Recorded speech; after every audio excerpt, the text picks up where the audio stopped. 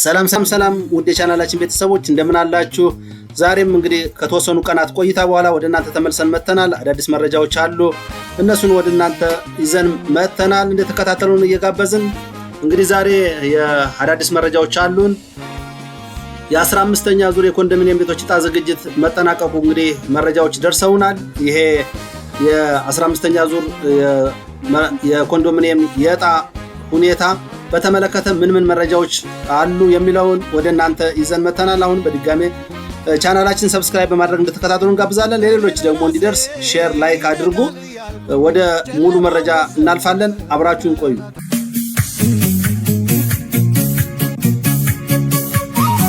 ውድ ቻናላችን ቤተሰቦች እንግዲህ የ15ኛ ዙር የኮንዶሚኒየም ዕጣ ዝግጅትን በተመለከተ ዛሬ የወጡ መረጃዎች አሉ። ከቤቶች ልማት አስተዳደር እና ከባንክ ጋር የተያያዙ መረጃዎች ምን ይመስላሉ የሚለውን በዝርዝር እናያለን። የዕጣ ዝግጅትና የቤቶች ብዛት ምን ይመስላል?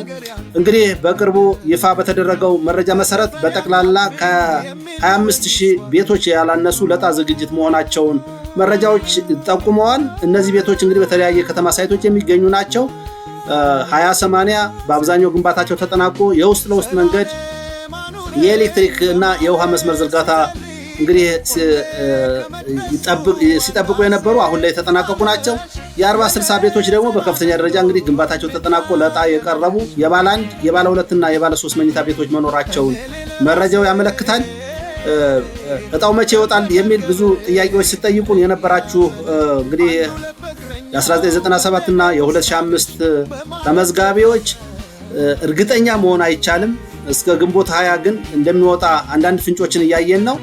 የዕጣው ቀን ግን በይፋ በከተማ አስተዳደሩ እስካልተነገረ ድረስ እዚህ ላይ ለመናገር እንቸገራለን። ግን ከውስጥ የምናገኛቸው አንዳንድ መረጃዎች እስከ ግንቦት 20 ሊወጣ እንደሚችል ፍንጭ እያየን ነው። ለዚህ ደግሞ ማጠናከሪያ የሚሆኑ መረጃዎች 2 መሰረታዊ መረጃዎችን ዛሬ ማረጋገጥ ችለናል።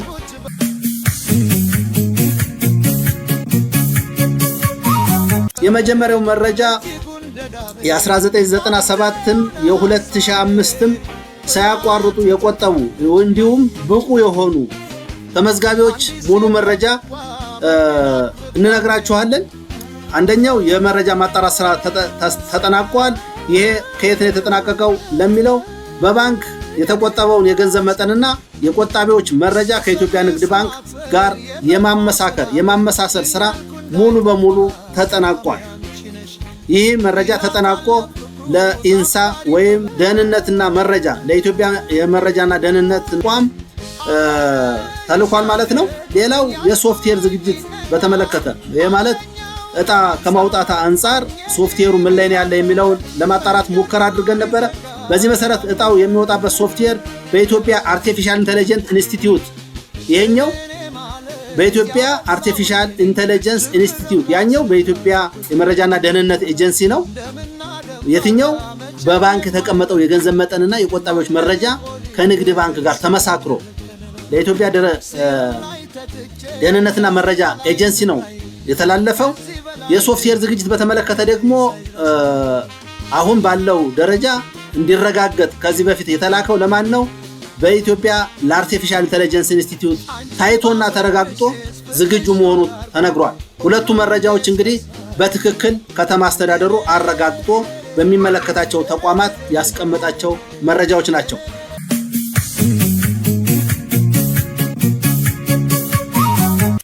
ለዚህ መረጃ ትክክለኛው የዕጣ ቀን የአዲስ አበባ ቤቶች ልማትና አስተዳደር ቢሮ በይፋ የማህበራዊ ገጾች ወይም በብሔራዊ መገናኛ ብዙሃን እስካልተናገረ ድረስ እዚህ ላይ ለመናገር ትንሽ ይከበድላል።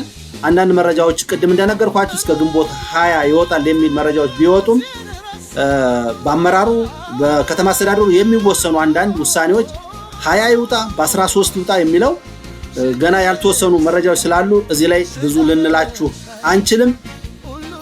አንድ ግን ማሳሰቢያ የምንነገረው የ1997 ቆጣቢዎች አሁንም የተወሰኑ ቆጣቢዎች ግን ቁጠባ አቋርጠዋል፣ አለያም ይቆጥቡ የነበሩ ሰዎች በሀገር ውስጥ የሉም ወይም ቤት ሰርተው ለቀዋል ማለት ነው።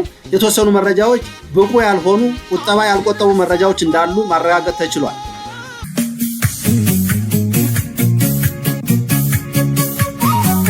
ከዚህ በኋላ ግን ከተማ አስተዳደሩ የ1997 እስካሁን ያልቆጠቡ ብቁ ያልሆኑ ሰዎችን ከቁጠባ ወይም ከዳታቤዙ እንደሚሰርዝ ከውስጥ ያገኘናቸው መረጃ ወጥቷል። ይሄንን በቅርቡ ይፋ ይደረጋል ብለን እናስባለን። እንግዲህ የቆጣቢዎችን መረጃ ከማጣራት አንፃር ምንድነው የተሰራው ስራ ለሚለው የከተማ አስተዳደርና የኢትዮጵያ ንግድ ባንክ መረጃዎችን የማጣራት ስራ ማጠናቀቃቸውን ነግሬያችሁ ነበር። ለዚህ ደግሞ የቁጠባ መጠኑ ምን ያህል ነው፣ ለዕጣው ብቁ ለመሆን የተቀመጠው ዝቅተኛ የቁጠባ መጠን ያሟሉ ቆጣቢዎች ብቻ በዝርዝር ውስጥ እንዲካተቱ አንደኛው የተደረገበት ነው። ሁለተኛ ደግሞ የቆጣቢዎች ሙሉ ዝርዝር በአሁኑ ወቅት የተጣራው የቆጣቢዎች ዝርዝር ወደ ሲስተሙ እንግዲህ ገብቷል።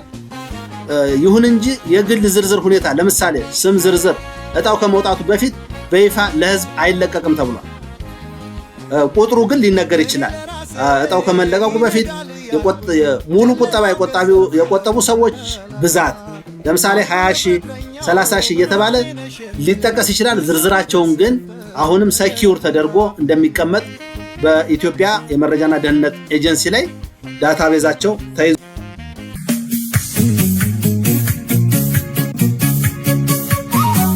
ስለዚህ ባለ 3 መኝታ እንግዲህ በብዛት በ40-60 አካባቢ ላይ እንዳለ መረጃዎች ያሳያሉ። ስቱዲዮ በቅርብ ጊዜያት እንደ አማራጭ የቀረቡና ለነጠላ ቆጣሪዎች ምቹ የሆኑ ቤቶች በተወሰነ መልኩ አሉ። ሳይቶች የት አካባቢ ናቸው ዝግጅት የሆኑት የሚለውን የተወሰነ መረጃ ልስጣችሁ። በተለይ በ20/80 የቦሌ አራብሳ ሳይት እጅግ ሰፊ የቤት ቁጥር የሚገኝበት ነው። ትምህርት ቤቶች፣ የጤና ጣቢያዎች ግንባታ እጅግ የተጠናቀቁበት ነው። ሌላው እዚያው ሀያት አካባቢ ሀያት 49 አካባቢ የ40-60 ቤቶች እንደዚሁ የተጠናቀቁ አሉ። የቦሌ ሀያት ሳይት 2 የሚባሉት እንደዚሁ የተጠናቀቁ ቤቶች መኖራቸውን ያሳያል። ከዚህ አንፃር እንግዲህ እናንተም ቅድመ ዝግጅታችሁን አጠናቃችሁ ቦሌ አራብሳ ቱሉ ዲምቱ 95% በላይ ነው። ቦሌ አራብሳ 97 በላይ አፈጻጸማቸው፣ ገላንጉራ 92% እና ከዚያ በላይ አፈጻጸም አላቸው። ወርቁ ሰፈር 90% እና ከዚያ በላይ አፈጻጸም አላቸው። የኤሌክትሪክ የውሃ መስመር ሁሉም የተጠናቀቁ ናቸው። እንግዲህ 100% ለዕጣ ዝግጁ የሆኑ ቤቶች ናቸው። ዕጣው እንግዲህ በቅርብ ጊዜ ለእናንተ ይፋ እንደሚሆን ከተማ አስተዳደሩ ያገኘናቸው መረጃ ያመለክታሉ ማለት ነው። ውድ የቻናላችን ቤተሰቦች እንግዲህ በትዕግስት እንድትጠባበቁ እኛ እንግዲህ የበኩላችን ምክረ ሀሳብ እንሰጣለን። ስለነበረን ቆይታ እጅግ በጣም እናመሰግናለን። መልካም ጊዜ